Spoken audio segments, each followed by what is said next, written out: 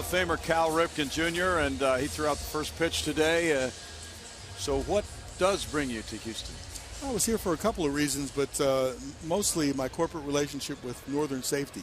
We're developing a leadership and safety message to keep everybody a little bit safer in the workplace. A lot of people think I played all those games in a row because I played it safe, but the real fact of the matter is it's your alertness and it's your awareness of where you are in your space. And it's a reminder that, you know, something could happen. There's a lot of risks out there on the baseball field. Boy. And certainly there are risks in many, many different jobs that we want to make sure that people are aware of. That's for sure. Carlos Corbin was strike one. That's why a lot of companies have risk management people, and that's a big part of our world these days, isn't it, Cal?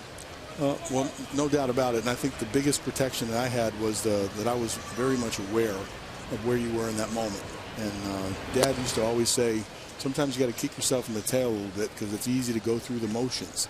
And that's the most dangerous thing when you do go through the motions, that sometimes you're not ready to deal with things that happen. So that message, it actually sounds to me like part of the awareness is while giving your very best at all times, because sometimes when you back off, that's when I think a lot of players will find out getting themselves injured.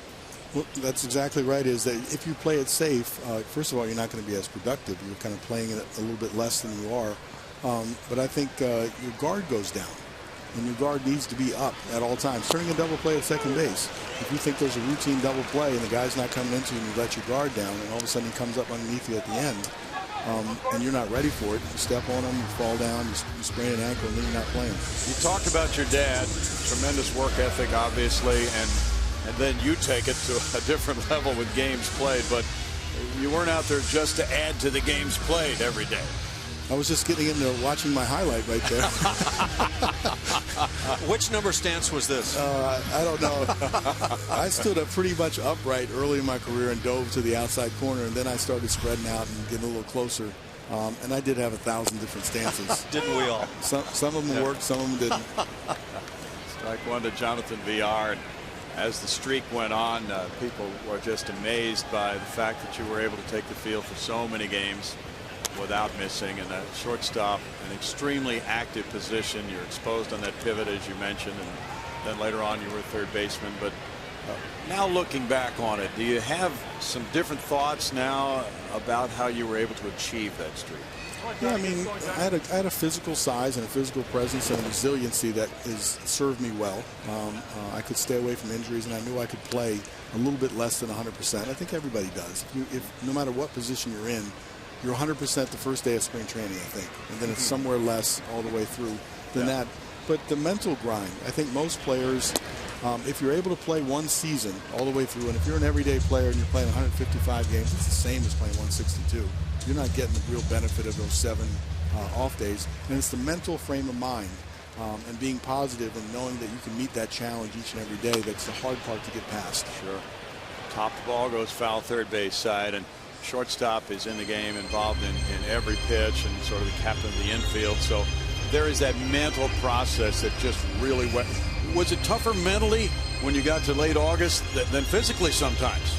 Well, I remember the dog days of August was the physical exhaustion and the humidity and the heat. And I'm sure it's experienced here in many ways during the course of the day. You have this beautiful stadium that is temperature controlled in here. Which helps a lot. But yeah, the physical grind lays on you in August. And I think the mental part, if you're really into the game at shortstop and you're going through the checklist of the pitches and positioning yourself accordingly, that keeps your mind occupied and keeps you fresh, I think. If you're at third base, many times you're a spectator. You can't see all the things that are happening, and you don't get as much plays, and there's not as much responsibility. Sometimes you can start to go to sleep down there just from the inactivity. A flare to left field, a sliding play by David Lowe.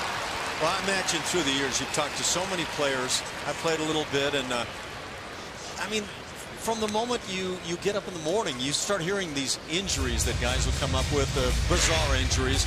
But it's phenomenal as a former player to consider that you could have gone through the number of years you did, playing every day and playing the way you did. You know, no matter what you say, it doesn't make sense to the rest of us players. I want you to know that, Cal. I do feel, you know, within, a lot of people looked at me as if I had this great secret that I really knew. It was a joy of playing the game, and I think a lot of us that did get the chance to play the game, you never have to grow up. You're a kid. Yeah. You love doing that sort of thing. But I really enjoyed it, and that carried me through most of the times. And I was stubborn. I mean, stubborn the way my dad was stubborn is that when you're considered a gamer and playing a position that you were, your team relies on you, and it was an honor to go out there and have your teammates count on your ability to play every day.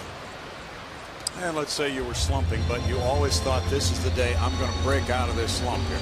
Well, the slumping is all part of the game. So, I mean, you're not always going to get a hit to win the game. You're not always going to hit a home run. You're not going to make the game-saving catch. But what are all those other things you can do? What are the intangibles that you bring to the table? Frank Robinson paid me the biggest compliment as one of my managers. He said, the easiest thing about my day every day was when I looked at the lineup was to write your name in the lineup. And sometimes I had to ask other people if they could play that day, and I had to wait for the lineups and those sorts of things. It was a joy to be able to manage you because I could count on you every day. Well, it was a joy to have you on with us. Thanks so much, Cal. Thank you. My pleasure. Thank you, Cal. Thank you.